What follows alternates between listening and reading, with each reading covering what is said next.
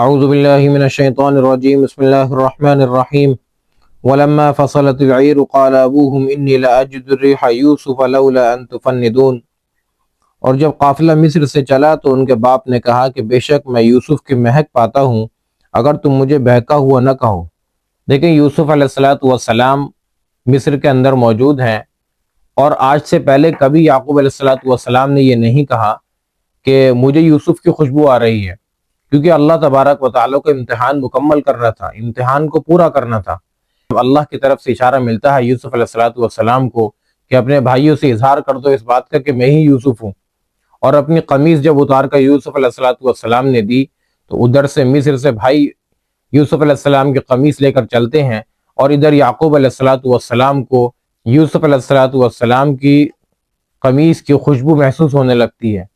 یہ کتنے معروف و مشہور نبی یعقوب علیہ السلام شام کے اندر موجود ہیں، اور جلیل القدر نبی یوسف علیہ السلام مصر کے اندر موجود ہیں، اور بارہا بھائی ان کے پاس ان کے مہمان بن چکے ہیں۔ اس کے باوجود بھی اللہ تبارک و تعالیٰ نے یہ محسوس نہیں ہونے دیا۔ یہ کس قدر خون کے آنسو یعقوب علیہ السلام کو اللہ تعالیٰ نے رلایا، اور کیونکہ امتحان مکمل کرنا تھا، دنیا امتحان کی جگہ ہے۔ ہمیں اس سے اندازہ یہ ہوتا ہے کہ ہر شخص کے اوپر اللہ تبارک و تعالیٰ نے عجب عجب طریقے سے امتحان ڈالے ہیں، اور نبیوں کے امتحان تو سب سے زیادہ سخت ہیں۔ اتنا بے نیاز ہے ہمارا آپ کا رب، اتنے بڑے جلیل القدر نبی کو اپنے بیٹے کی محبت میں کتنا رلایا۔ خیر یوسف علیہ السلام کی خوشبو محسوس ہونے لگتی ہے یعقوب علیہ السلام کو، اور وہ کہتے ہیں کہ مجھے تو یوسف کی خوشبو محسوس ہو رہی ہے، اگر تم مجھے سٹیایا ہوا نہ سمجھو، اگر تم مجھے یہ نہ کہو کہ میرا دماغ چل گیا ہے یا میں سٹیا گیا ہوں، تو میں تو یوسف کی خوشبو محسوس کر رہا ہوں۔ قالوا تاللہ انک لفی ضلالک القدیم، وہ بولے کہ اللہ کی قسم بلا شبہ آپ اپنی قدیم غلطی میں ہی ہیں۔ یعقوب علیہ السلام کے بیٹے کہنے لگے کہ ابا جان آپ کہاں ان پرانی باتوں کو یاد کر رہے ہیں، یعنی آپ کے ذہن میں تو صرف وہی یوسف کی محبت اور اس کے تصور میں ہی آپ کب تک ان خیالوں میں ڈوبے رہیں گے؟ آپ ذہن سے نکال دیں اس چیز کو، آپ نہیں ہیں یوسف۔ فلما ان جاء البشیر والقاه على وجهه فارتد بصیرا قال الم اقل لكم انی اعلم من اللہ ما لا تعلمون۔ پھر جب بشارت دینے والا آیا اس نے وہ قمیص ان کے چہرے پر ڈالی تو وہ بینا ہو گئے۔ یعقوب علیہ السلام نے کہا کیا میں نے تم سے نہیں کہا تھا کہ بے شک میں اللہ کی طرف سے وہ جانتا ہوں جو تم نہیں جانتے۔ جب خوشخبری دینے والا آیا، اس بھائی نے جب اپنے والد یعنی یعقوب علیہ السلام کے چہرے پر ان کا کرتا ڈالا، فرتد بصیرا، اللہ تبارک و تعالیٰ کے حکم سے ان کی بینائی واپس آ گئی۔ ایک شخص نے مجھ سے کہا کہ جب میں قرآن کریم پڑھتا ہوں اور جب یہ قرآن کریم کی آیت آتی ہے تو میں اپنی انگلیوں کو پھونک کر آنکھوں پر ضرور پھیرتا ہوں۔ اللہ تبارک و تعالیٰ سے کیا بعید ہے،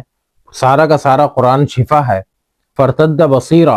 یعقوب علیہ السلام کی نگاہ واپس آ گئی، تو اپنی نگاہ کو تیز رکھنے کے لیے، اور کسی کی نگاہ کمزور ہے تو اپنی نگاہ کو تیز کرنے کے لیے اس آیت کو پڑھ کر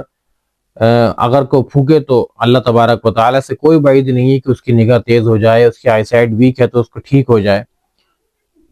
تو بہرحال اللہ تبارک و تعالیٰ کے حکم سے یعقوب علیہ السلام کی نگاہ لوٹ آتی ہے، اور وہ خوش و خرم ہو کر کہتے ہیں قال الم اقل لکم، اپنے بیٹوں سے کہتے ہیں کہ بیٹو میں نے تم سے نہیں کہا تھا کہ میں انی اعلم من اللہ ما لا تعلمون، کہ میں اللہ کی طرف سے وہ تمام باتیں جانتا ہوں جن کو تم نہیں جانتے۔ ان کو یقین تھا اللہ کی ذات سے کہ یوسف زندہ ہیں، اور ایک دن وہ آئے گا کہ اللہ تبارک و تعالی ہم تمام بھائیوں کو، بیٹوں کو، سب کو، ہم پورے خاندان کو یکجا کر دے گا۔ قالوا یا ابانا استغفر لنا ذنوبنا انا كنا خاطئین، انہوں نے کہا کہ ابا جان ہمارے لیے ہمارے گناہوں کی مغفرت مانگیں، بے شک ہم ہی خطا کار تھے۔ بیٹوں نے کہا کہ ابا جان آپ ہمارے لیے اپنے پروردگار سے ہمارے لیے مغفرت کی دعا مانگیں، یعنی اپنا دل بھی صاف کر لیں ہماری طرف سے۔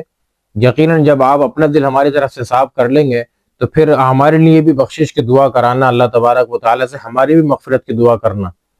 بے شک ہم خطا کار ہیں، ہم اپنے جرم کو مانتے ہیں کہ ہم ہی خطا کار ہیں۔ قال سوف استغفر لكم ربی انہ هو الغفور الرحیم، یعقوب علیہ السلام نے کہا کہ عن قریب اپنے رب سے تمہارے لیے مغفرت مانگوں گا، بے شک وہی غفور الرحیم ہے۔ دیکھیں والد آخر باپ تو باپ ہوتا ہے، بیٹوں کی کتنی ہی غلطی ہو، اگر کوئی شرمندہ ہو کر اپنی غلطی کا اعتراف کر لے تو باپ کا دل کیسے نہیں پسیجے گا۔ باپ ہیں یعقوب علیہ السلام، پچھلی ساری خطاؤں کو درگزر کر کے اپنی طرف سے معاف کر کے کہتے ہیں کہ بیٹو اچھا ٹھیک ہے، میں آپ کے لیے یقیناً دعا کروں گا، سوف استغفر لکم ربی، میں اپنے پروردگار سے تمہارے لیے مغفرت چاہوں گا۔ یہ جملہ اس لیے بولا کہ مناسب وقت کا انتظار تھا،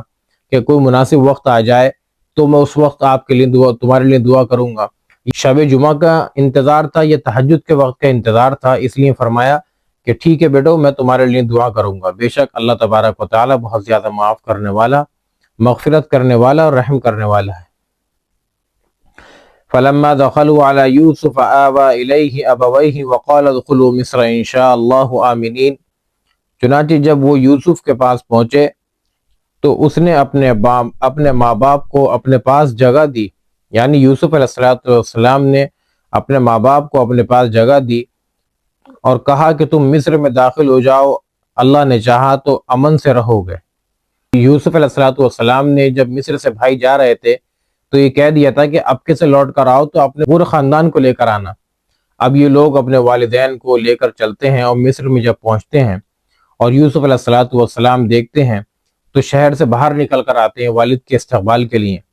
اور بہت ہی ادب و احترام کے ساتھ لے جا کر ان کو اپنے تخت پر، اپنے شاہی تخت پر جا کر ان کو بٹھاتے ہیں